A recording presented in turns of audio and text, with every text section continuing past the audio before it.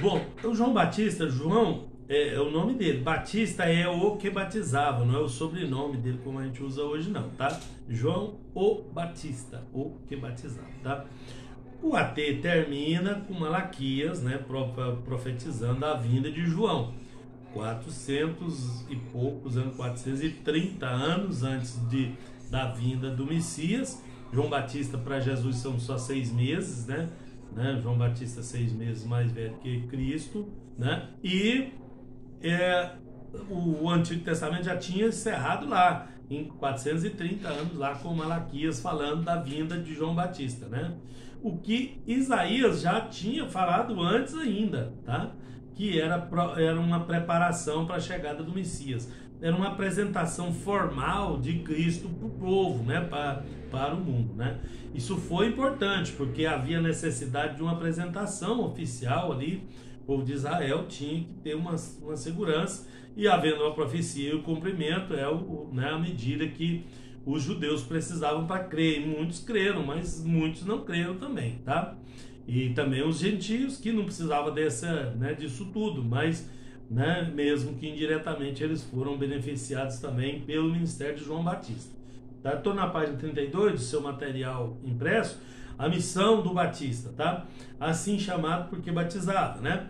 Era definida, apresentar o Messias ao povo de Israel, já que o judeu foi escolhido para isso, né? A missão dele foi definida clara e objetivamente, que era garantir a Israel, né, que Israel teria o conhecimento em primeira mão a respeito do Salvador, e que aquele era o Salvador, e que aquele era o Cordeiro de Deus que tira o pecado do mundo e que foi enviado pelo Pai, tá?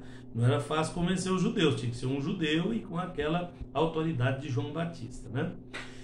Aí as condições do mundo para a vinda de Cristo, né? As condições da época, né? Quando Jesus nasceu em Belém, na Judéia, cresceu em Nazaré, foi batizado por Batista, né? João Batista no Rio Jordão, começou a fazer o seu trabalho como Salvador do mundo. 5 aspectos, né, faziam ver a influência dele nas pessoas, né? As questões religiosas, a situação da humanidade diante de Deus, a intelectualidade, a prática moral, tá? E a política. 5 questões aí, tá? Então, vamos por parte, né? Questões religiosas, a influência do paganismo oriental, da mitologia grega, que era um panteão de Deus, né? Era real no tempo em que surgiu o cristianismo. Tinha a influência de 2 filósofos gregos também, tá? Que 4 séculos antes já tinha lá os filósofos clássicos, como eu já disse, tá? Então, teve também a influência política do imperador César Augusto, tá? Do ano 27 a.C. até 14 depois de Cristo, né? Tinha a sua religião pagã, tá? Então essa religião estava enfraquecida, mas era a religião do imperador. Contudo, empreendeu esforços para reavivá-lo, o imperador, mas não conseguiu. Aliás, o imperador tinha estabelecido a religião do Estado. Isso era comum naquele tempo. Os dominantes, os governantes, quando ficavam maiores, eles tinham essa ideia, né, de juntar com a religião. A religião é uma força muito forte, a política é outra força. Essas duas forças, quando se juntam, é um desastre, né? Apesar de ficar muito forte, mas eles vão acabar se enfrentando em algum momento, né? Eu estou falando historicamente, é o que a história mostra, não é o que eu imagino que vai ser, não, tá? E posso provar isso, né, na história para vocês, né? Em 27 do ano 380, através do Edito de Tessalônica, tá? O imperador Teodósio I fez do cristianismo, tá, a única religião autorizada do império, tá? O imperador Teodósio, não foi Constantino que tornou a religião oficial, o cristianismo, a religião oficial do império, não, foi Teodósio, tá? Mas até lá o cristianismo era ilegal, tá? Até o ano 380, tá? Então, no tempo de Cristo, o cristianismo era ilegal porque o imperador tinha a religião do Estado dele, tá? O sistema de crença foi implantado e o povo era obrigado a venerar as imagens dos líderes políticos, né? Tanto de mortos como de vivos. Vocês sabem que aquilo era uma bagunça, né? No sentido espiritual, não só Roma, tá? também os orientais eram assim, os africanos, né, os europeus, de um modo geral, o mundo, né, o mundo sem Deus é uma bagunça, tá? E Jesus chegando para colocar ordem na casa. Além da religião política, existiam práticas de adorar, né, a religião política, que era a religião do Estado, de adorar certas divindades pagãs ligadas a profissões, à natureza, a lugares, né, aspectos da vida, né, sempre associada à prática religiosa. Tanto Israel quanto os países ao redor, né, o povo praticava muitos tipos de fé pagã, e isso se apresentou como um obstáculo diante da evangelização, tá? O próprio judaísmo era ao mesmo tempo colaboração, né, e também barreira, porque eles tinham uma interpretação falsa de que eram universais, de que eles eram os detentores, né, que a religião judaica era a única que Deus criou, e, portanto, a única que eles aceitavam. Então, para convencer um judeu ao cristianismo era uma dificuldade, porque eles tinham aquela ideia do monopolismo na cabeça que eles mesmos criaram, tá? Diante dessa visão carente de reajuste, claro, portanto, o cristianismo, né, na interpretação deles, seria uma religião falsa e oponente da verdade, tá? Isso levava até os convertidos ao evangelho na época a resistir às novas verdades do cristianismo que eram pregadas, né, rompendo com a lei de Moisés, cumpridas por Cristo em sua totalidade, né? Muitas igrejas, como na Galácia, por exemplo, a gente pode ver no livro, né, na carta aos Gálatas de Paulo, criaram certas dificuldades, pregando que os crentes tinham a obrigação de observar também as regras doutrinárias da antiga aliança, tá? Então isso foi um problema para a evangelização. É claro que ia ter problema, ia ter resistência em algum ponto, né? E esse foi um dos pontos, né? Então esses eram chamados de judaizantes, essas pessoas que resistiam, né, e que queriam trazer de volta. Até muitos que se converteram, depois voltaram para o judaísmo, tá? De tão forte que era isso aí, tá? E os judeus, então, davam muito trabalho até os convertidos, tá?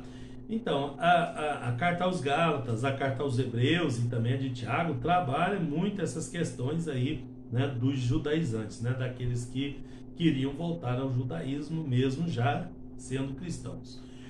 A situação da humanidade antes, né, diante de Deus, né, que estava desde muito tempo, como é que estava isso aí? Não tinha uma visão unificada, correta, com relação aos pecadores diante de Deus, né, do Todo-Poderoso. Ao contrário, todos praticavam alguma forma de idolatria, viviam cegos no pecado, não tinham consciência da perdição eterna e nem de que Jesus fosse o único Salvador para eles, tá? Logo, a situação de todas era caótica, né, em relação a Deus, né, ao Deus Santo, e também o plano de salvação trazido por Cristo para o meio deles. Depois vem a intelectualidade, né, a inteligência, o saber humano. Os gregos tiveram um grande desenvolvimento, como eu já falei, antes de Jesus nascer. Logo no início do cristianismo, a intelectualidade dos gregos e dos povos influenciados por eles, né, era alta e significativa, e sem dúvida ajudou, né, na análise do evangelho como uma proposta nova. Atrapalha por um lado, mas ajuda por outro, né, uma mensagem inédita, uma religião iniciante, né? Nós temos o caso de Agostinho, né? Agostinho, né, investigou, ele era estudante de filosofia, depois foi professor disso, né? Quando ele se deparou com o evangelho, né, ele procurava a verdade, que é uma das premissas da filosofia, é a verdade, tá? Acredito que até o governador Pilatos era estudante de filosofia, porque ele perguntou para Jesus o que era a verdade. Isso era uma pergunta filosófica, inclusive, tá? Temos também ali na intelectualidade o epicurismo e o estoicismo, né? O estoico e o epicureu, citado na Bíblia, tá? Que eram ao mesmo tempo religião e filosofia. Era uma religião filosófica, uma filosofia religiosa, sei lá, uma mistura das duas coisas. Tinha penetrado na mente de muitas pessoas, porque as pessoas têm necessidade de Deus. precisa de religião. A filosofia, como uma boa proposta que apareceu sem o cristianismo, apareceu essa proposta. Então, tinha que haver, ia acabar acontecendo essa mistura aí de filosofia com religião, né? Então, a mente de muitas pessoas no Império estava entranhado com o epicurismo e o estoicismo, tá? Mas os seus pontos doutrinários apontavam, mas não mostrava solução para o pecado, tá? E nem dava garantia de vida eterna. Então ficou muito frágil a posição deles, né, religiosamente falando, tá? Plínio, né, chamado de Plínio o Moço, né, revelou tristeza e queda, mesmo sendo iniciado em crenças pagãs, e um grande intelectual, porque ele expressou que tudo que sabia era insuficiente para lhe providenciar alegria diante da morte de uma filha. Esse Plínio, né, ele era muito conhecido no meio, era muito um intelectual, um filósofo, uma pessoa, né, e ele externou no seu livro, tá, que tudo que ele tinha, tudo que ele sabia não foi suficiente para providenciar para ele uma alegria diante da morte de uma filha, né? Então ele mostrou-se derrotado emocionalmente. O exemplo é dele, mas isso cabe em muita gente daquele tempo, tá? Todo o preparo intelectual e religioso foi como nada diante da dor, do sofrimento, da angústia e da solidão que ele sentia. Então, ele, como um representante dessa linhagem filosófica, né, ele mesmo sofreu na pele a dificuldade de não ter uma garantia, né, e de não ter nenhuma solução para o pecado, tá? A outra coisa é as práticas, né? As práticas morais ou imorais, tá? Os registros da história do ambiente no início do cristianismo não são agradáveis, né? Os livros revelam que as classes mais altas estavam corrompidas, cheias de fatos indecentes, uma imoralidade tremenda, né? Os romanos eram muitos imorais, né? Principalmente os de classe mais alta, tá? E era muito indecente. Entre o povo mais pobre era menor, mesmo porque as pessoas não, né, cultivavam isso, um zelo moral, né, e virtudes, né, e práticas indignas de aprovação da sociedade, e talvez por falta de opção até, ou outra coisa parecida, mas era assim que se apresentava, tá? Bom, vamos lá para o nascimento de Jesus, na página 36 sua, né? Vamos falar do nascimento de Jesus. Bom, o Novo Testamento está escondido no Antigo Testamento, tá? E o Antigo Testamento está explicado no Novo Testamento. Então, o NT, ele explica o AT, tá? O NT todinho está escondido lá dentro do AT. Então, nosso grande desafio é aplanar isso daí, né? É entender isso aí, é compreender isso aí, essa verdade aí precisa ser elucidada em nosso coração, e o nosso grande desafio nesse curso aqui é esse, tá? Então, Jesus é o Messias prometido lá no AT. E ele é o Salvador presente, o Messias enviado no NT. Ele mesmo falou disso, tá? Os dois testamentos dependem um do outro para serem completos em seu conteúdo, tá? E interpretados e explicados corretamente. Ninguém conhece o NT sem estudar o AT. É impossível, tá? E vice-versa. Ninguém conhece o AT sem estudar o NT também, tá? Os judeus ortodoxos que estudam só o AT, eles não sabem o que estão perdendo, né? Jesus morreu a seu tempo pelos ímpios, né? Morreu por causa dos ímpios, pelos pecados dos ímpios, dos pecadores, tá? Na plenitude dos tempos, por um lado em meio a choques religiosos e culturais e conquistas militares, divórcio, horrores, desentendimento diverso, né?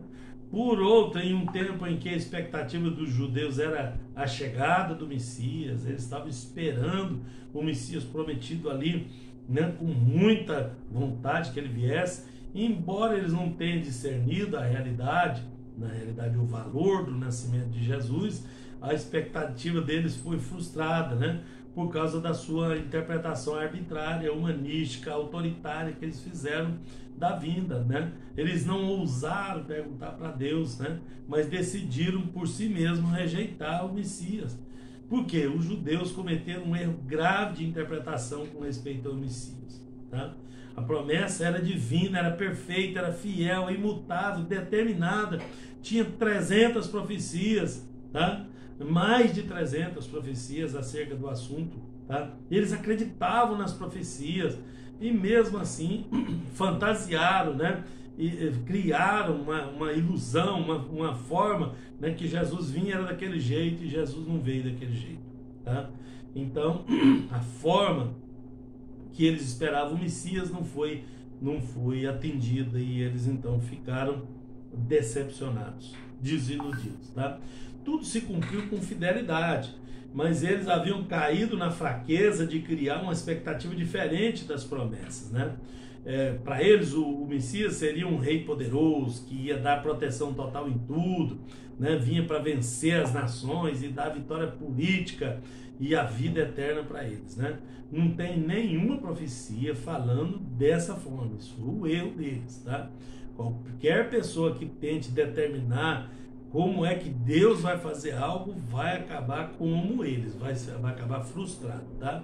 Deus é soberano e ninguém tem o direito de determinar como é que ele vai cumprir as suas promessas, como é que ele vai agir nessa ou naquela situação.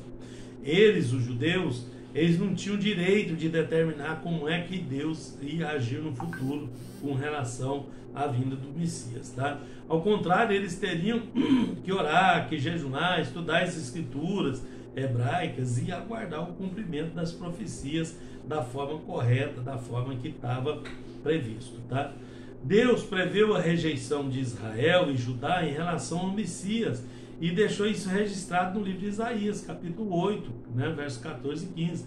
Não, Deus anunciado no texto de Isaías não é pai, e sim o filho, né, em que muitos judeus tropeçariam e cairiam. Eles nunca tropeçaram no pai, né, e a profecia afirma que Israel e Judá, ambas as nações, estariam tropeçando no próprio Messias que ansiosamente aguardavam. O livro de Romanos, capítulo 9, versículos 32 e 33, fala assim: por quê? É uma pergunta. Porque não foi pela fé, mas como que pelas obras da lei, tropeçaram na pedra de tropeço. O 33, capítulo 9 de Romanos, o 33, como está escrito: eis que ponho em Sião uma pedra de tropeço e uma rocha de escândalo, e todo aquele que crer nela não será confundido. Nela, a pedra, nela, né, o obstáculo que era o Messias, o próprio Cristo. Daí vem, para nós encerrarmos, a fundação da igreja. As 6 etapas da história da fundação da igreja se encontram na Bíblia, tá? Isso representa o verdadeiro início da noiva de Cristo em sua origem correta e dentro da vontade de Deus. Aliás, a visão de que a igreja nasceu no dia de Pentecostes é ilusória e é errônea, tá? Porque ela nasceu no coração de Deus na eternidade, determinar um momento para o nascedor. Eu vejo as pessoas discutindo isso, ao invés de discutir os princípios importantes, discutindo que dia que começou a igreja, quando é que iniciou, né? Foi no dia de Pentecostes, foi no dia que Jesus nasceu, foi na sua morte, né? Não, isso estava planejado, isso já estava, a preparação toda, tudo que eu falei para vocês foi a preparação para a vinda do Messias, o AT todinho, aqueles fatos que aconteceram no período interbíblico todinho, tudo aquilo foi preparando toda a nação, todo o povo, todo mundo para a vinda do Messias e para o estabelecimento da igreja na face da terra. É assim que nós cremos, é assim que nós temos que crer. Amém? Deus abençoe.